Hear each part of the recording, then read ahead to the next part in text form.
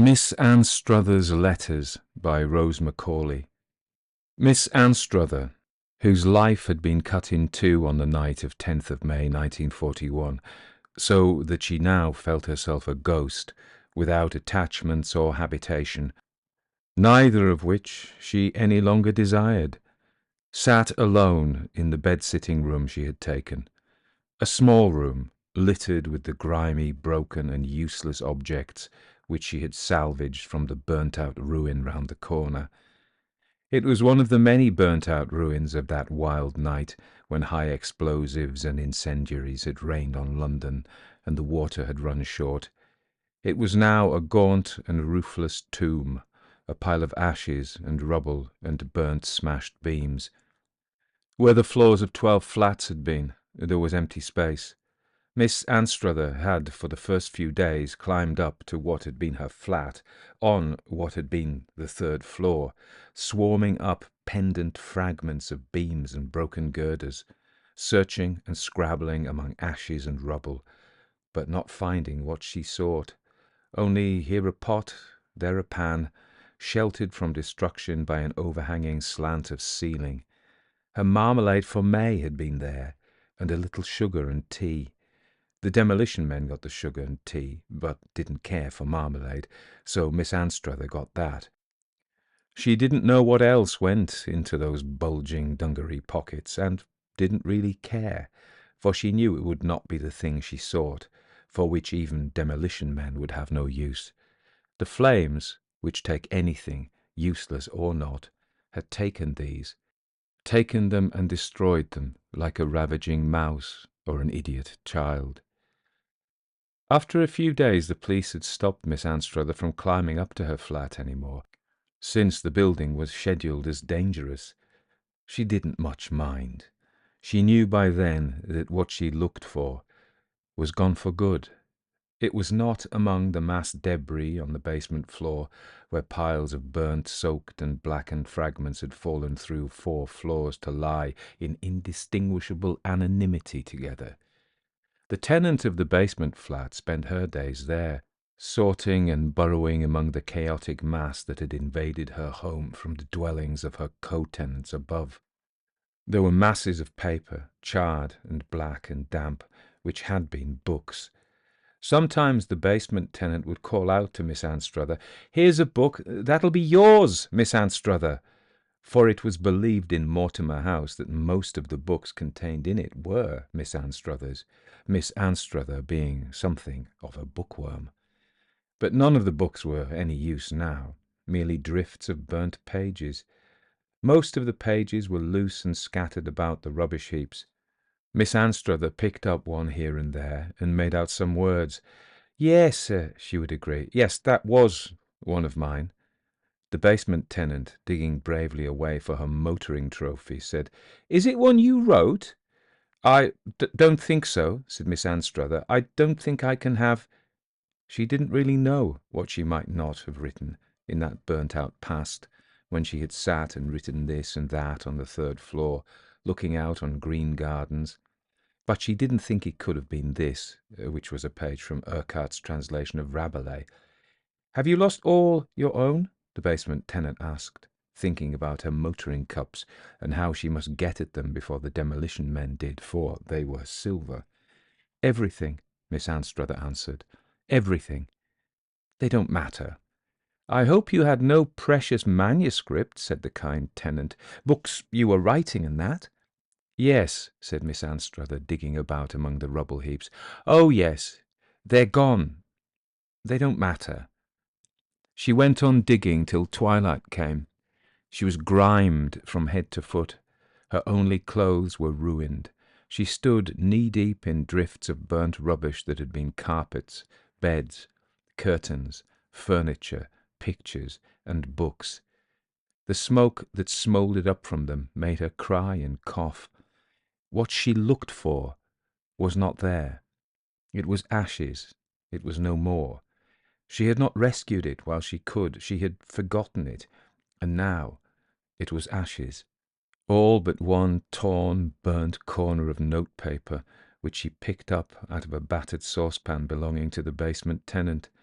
It was niggled over with close small writing, the only words left of the thousands of words in that hand that she looked for. She put it in her note-case and went on looking till dark. Then she went back to her bed-sitting-room, which she filled each night with dirt and sorrow and a few blackened cups.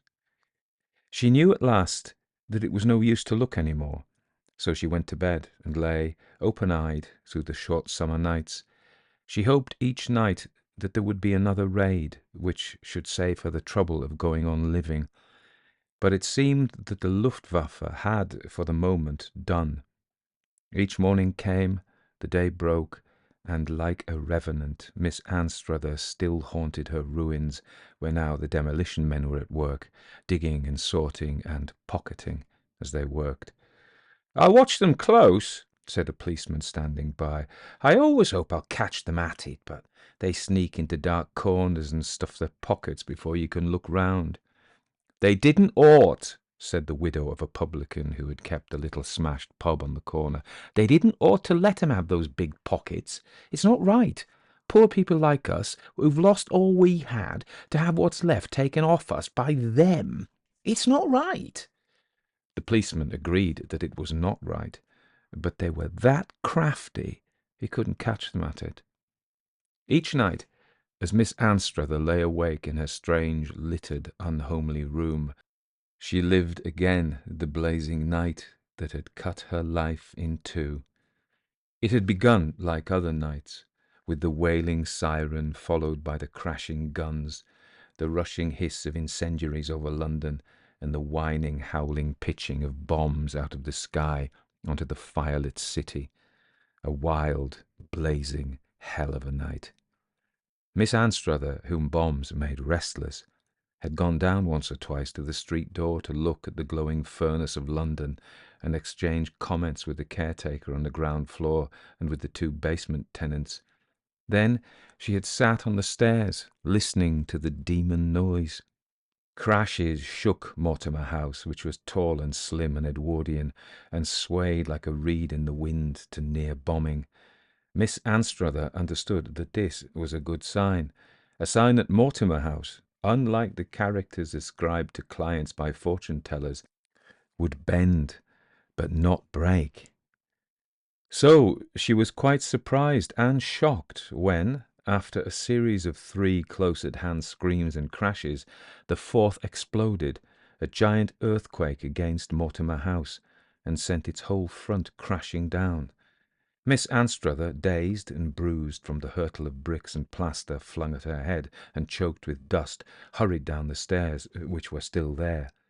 The wall on the street was a pile of smoking, rumbling rubble, the Gothic respectability of Mortimer House, one with Nineveh and Tyre, and with the little public across the street. The ground-floor flats, the hall, and the street outside were scrambled and beaten into a common devastation of smashed masonry and dust. The little caretaker was tugging at his large wife, who was struck unconscious and jammed to the knees in bricks. The basement tenant, who had rushed up with her stirrup pump, began to tug too. So did Miss Anstruther. Policemen pushed in through the mess. Rescue men and a warden followed. All was in train for rescue, as Miss Anstruther had so often seen it in her ambulance driving. "What about the flats above?" they called. "Anyone in them?"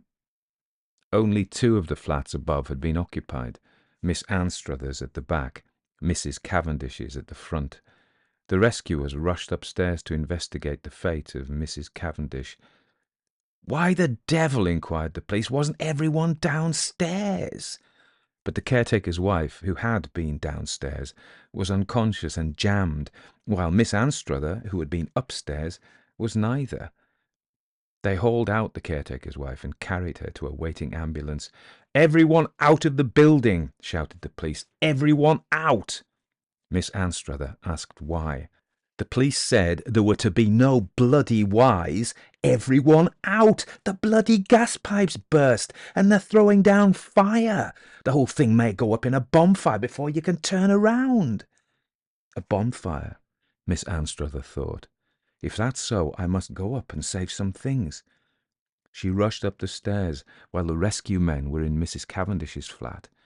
Inside her own blasted and twisted door, her flat lay, waiting for death.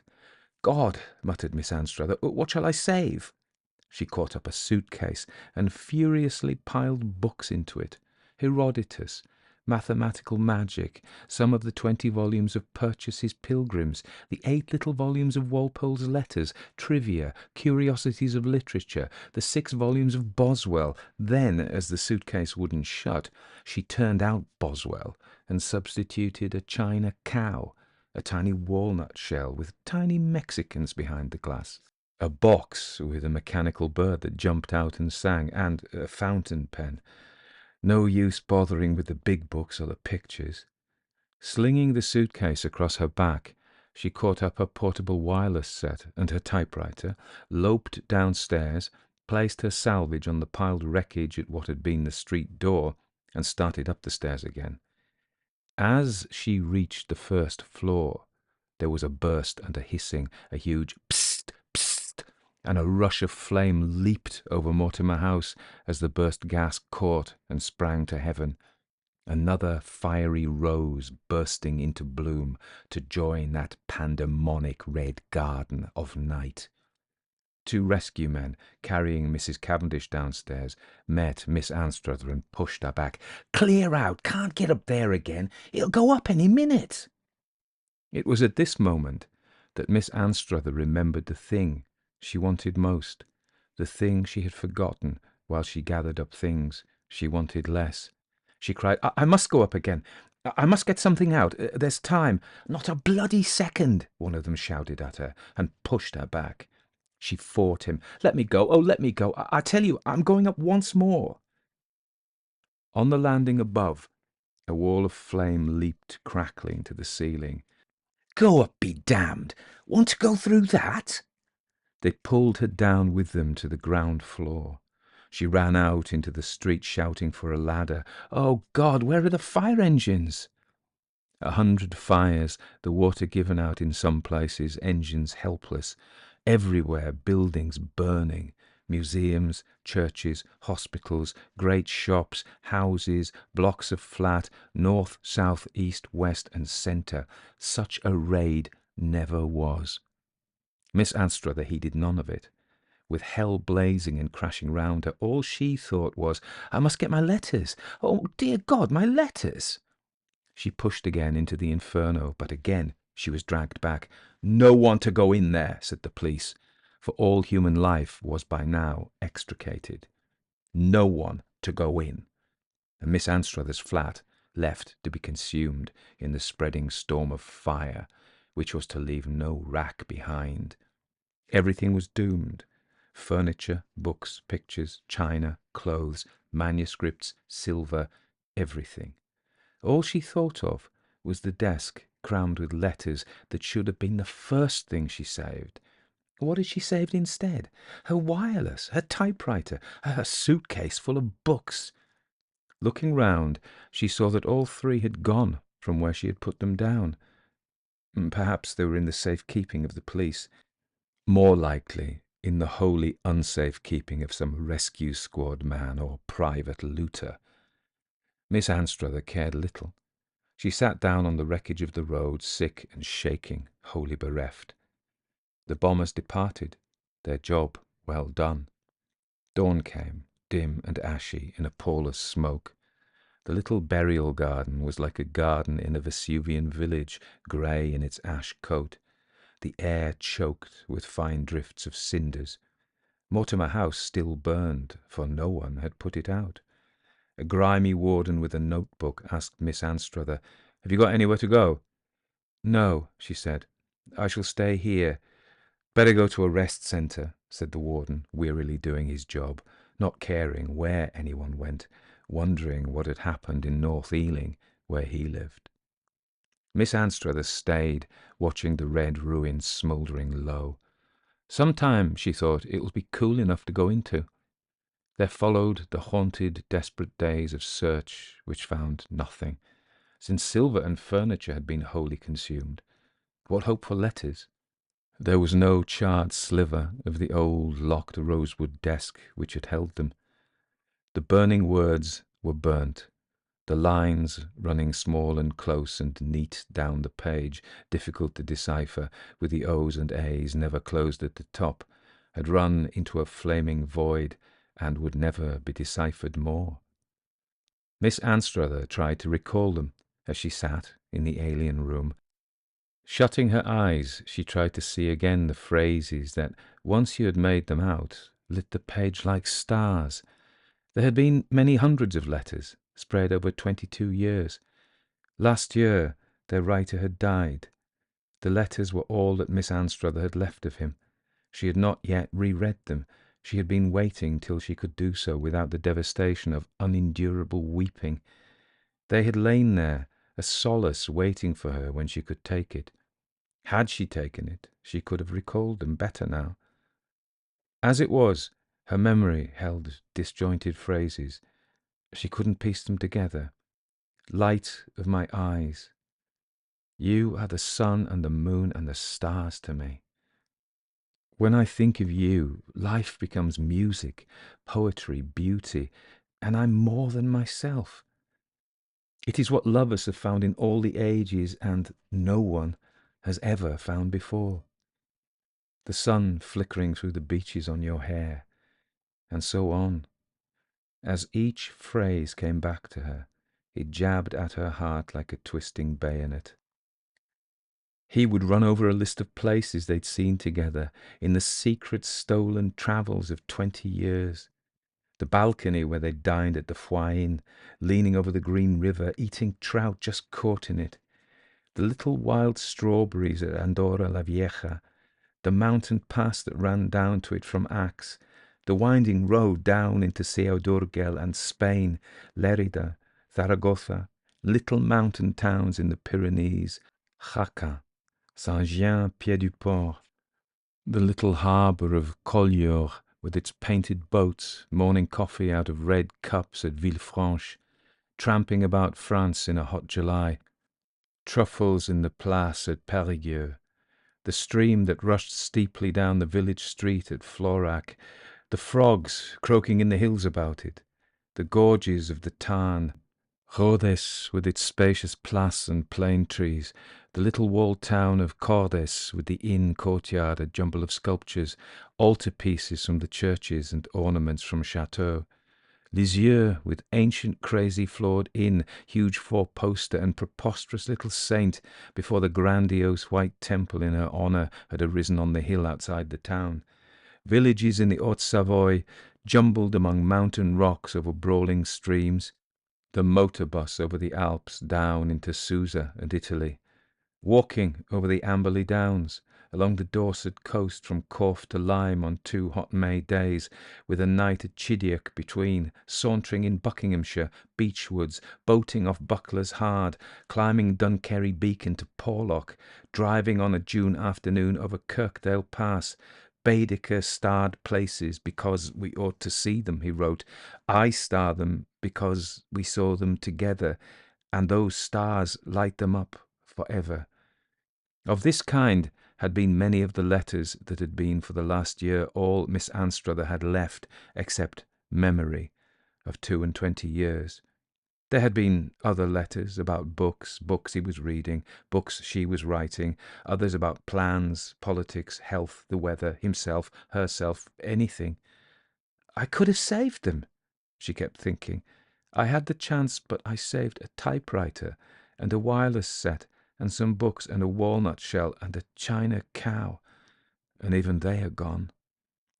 So she would cry and cry, till tears blunted at last for the time the sharp edge of grief, leaving only a dull lassitude, an end of being.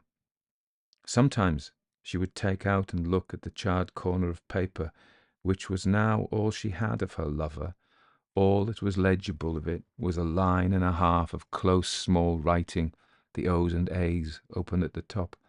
It had been written 21 years ago, and it said, "Leave it at that.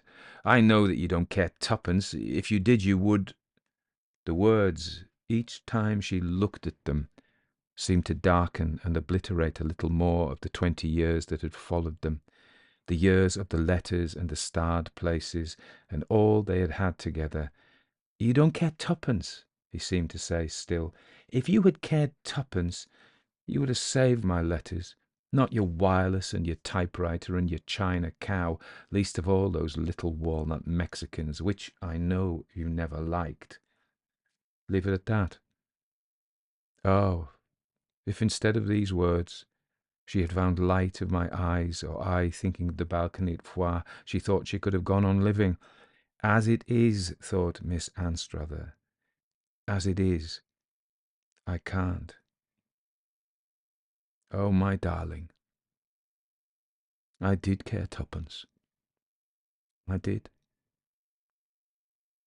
So each night she cried herself to sleep and woke to drag through another empty summer's day.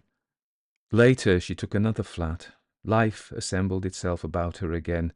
Kind friends gave her books. She bought another typewriter, another wireless set, and ruined herself with getting necessary furniture, for which she would get no financial help until after the war. She noticed little of all this that she did, and saw no real reason for doing any of it. She was alone with a past devoured by fire and the charred scrap of paper which said, "You don't care twopence," and then a blank, a great interruption, an end. She had failed in caring once, 20 years ago, and failed again now. And the 20 years between were a drift of grey ashes that once were fire, and she, a drifting ghost too. She had to leave it at that.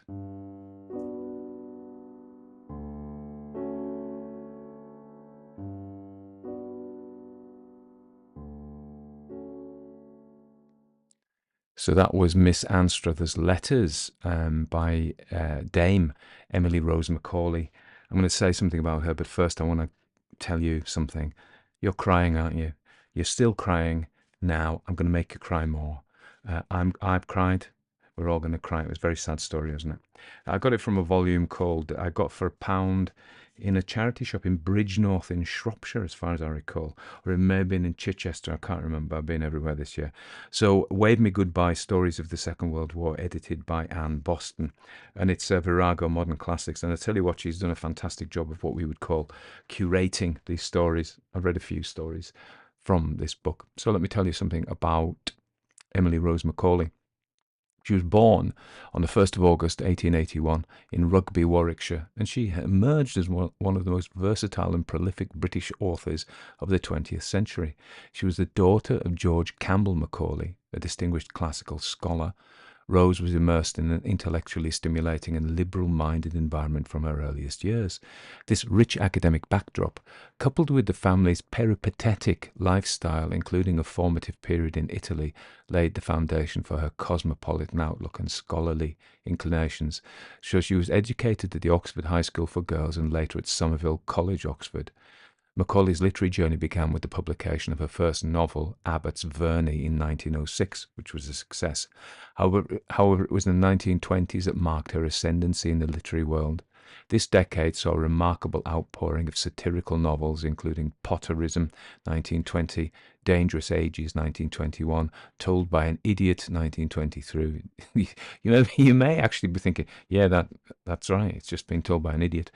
Orphan Island, 1924, Crew Train, 1926, Keeping Up Appearances, 1928. So she was pumping them out in the 20s. These works established her reputation as a keen observer of society and a master of wit. Do we say mistress of wit these days? Or do we like everybody's an actor, then there's no actresses anymore? I don't know.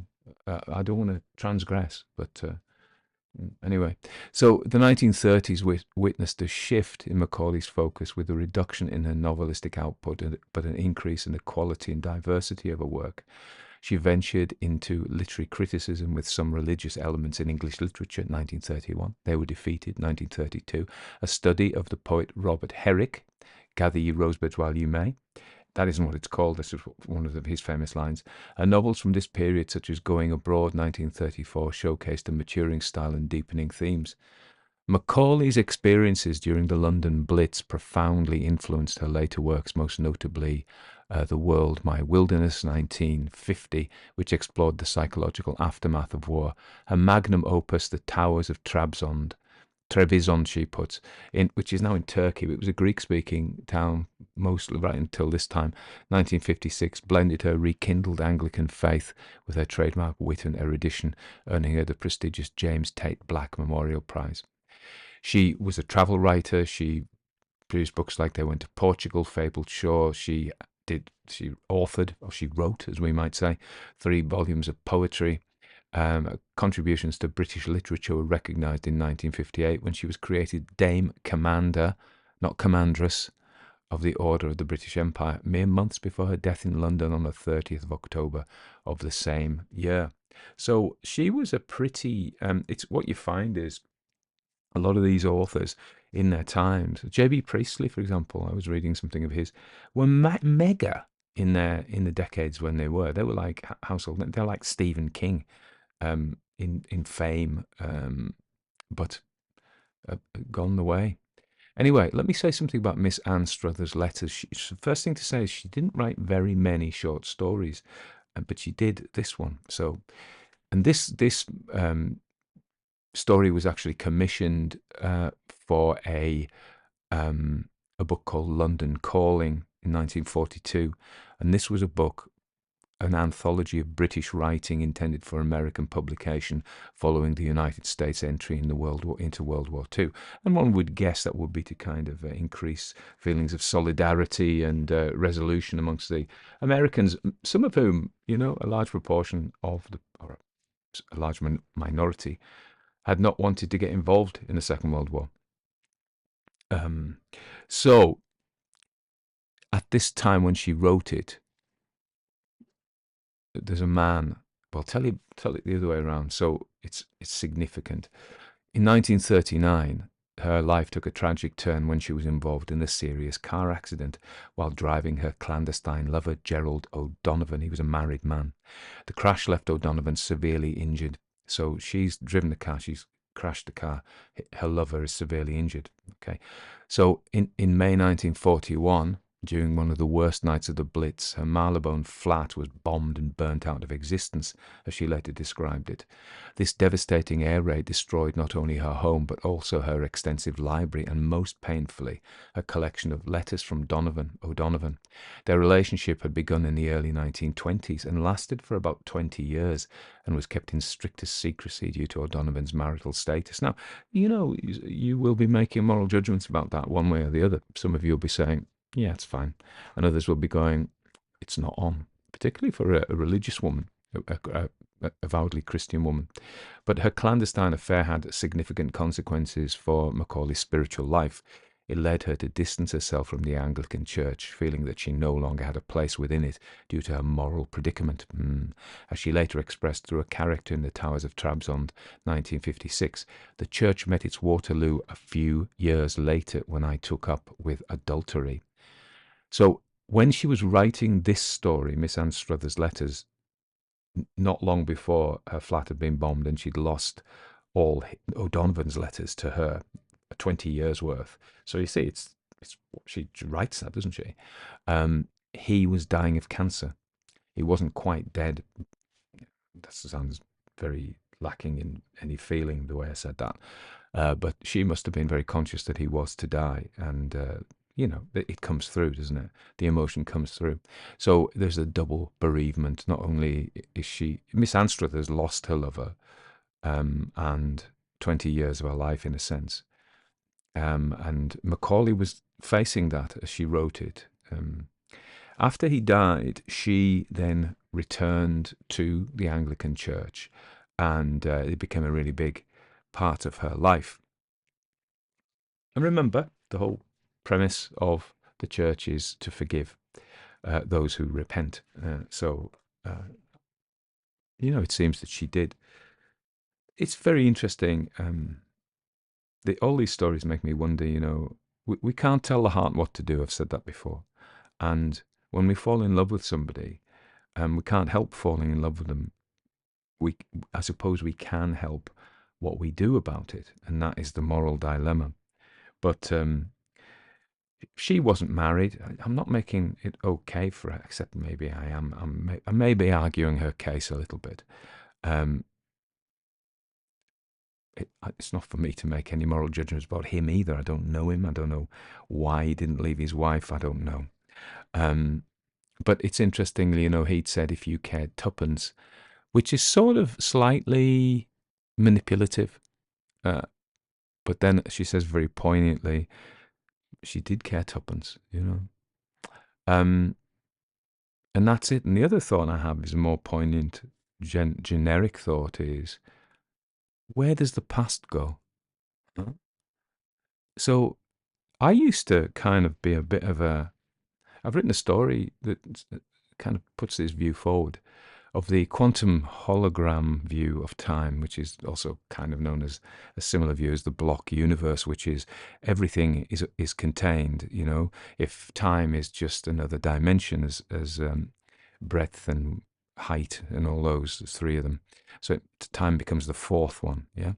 And if that's the case, then everything is forever done. I mean, Friedrich Nietzsche had a version of this, the eternal return. He was a big. He talked about this a lot, whereby his view was that you came back and lived the same life, exactly the same. And this is if that fills you with horror, you've still got time to do something about it. And I saw something on Instagram, and somebody put on their computer thing that what Gandalf says in The Lord of the Rings, something to the effect of, we don't choose how much time we have, but we can choose what we do with it. So and for her, when he's dead, you don't have that choice anymore.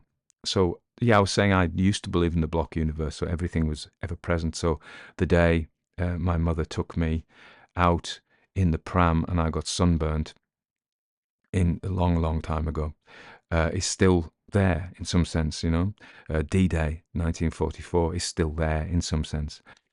Oh, my somebody didn't like that. My thermometer has just fallen off. Spooky. It's 22.8 degrees centigrade and 48% humidity in this room. Yeah, but then I've kind of come to another thought. I don't know if you're interested in this. If you're not, just switch off. I'm not going to say anything much more interesting about her. Is that it seems to me, if we're an advancing line, like imagine those sparklers, those fireworks, the sparklers, and you hold and you can draw letters with them in the air, in the sparks, and you look at there's a glowing orange line, isn't there, as it burns down and it advances, and so it's like the only thing that's real is now. The future is uncreated. That's why we can't predict it. That's why nobody can predict the future, because it doesn't actually exist yet. And the past is formed of two things. One is our memories, which are like mental events, and they fade and they're unreliable, and we forget things. How often have you had the experience of talking to a friend that you've known for many years, and they say, "Do you remember that time we did this?" And you go, "No, I don't remember." And then you say to them, but then you tell them something, and they don't remember that. So memories are always fading away, and I've got the stage of life. Many of when I was a little boy, my grandparents, my parents are dead. And so things like, I want to ask my mum, what was the name of Uncle Ronnie's rabbit when you were little? It was a white rabbit. I think it was called Joey. I maybe got it wrong, but nobody can tell me that now. And so the past in memory is gone. And you say, well, matter is the world's memory. So the trees and the stones and the artifacts that the archaeologists dig up are the memory of the world, but they too fade. They're just a bit more durable than our memories, but they too fade. And even the background radiation of the Big Bang, that is all that's left of that time. It's faded. And so we're the sparkler, and the past is fading out. Our memories fade. The matter, the letters go. The hairbrush my grandfather gave me is gone, you know. All the things go, the trees go, the stones go, the gravestones go, and then advancing into the future is now. But there is a good point to this, which is because I don't believe that the future is created, and I'm not a determinist. So there's a guy I respect a lot called Bernardo Kastrup, who's a philosopher, and he says, so there is no free will. He said elsewhere that he thinks there is, but I've read another article, or I seem to understand that he said there wasn't, because things are either determined or they're random, as if they are the only two states that it can be. And that's true. If it's determined, there is no free will. If it's random, there is no free will.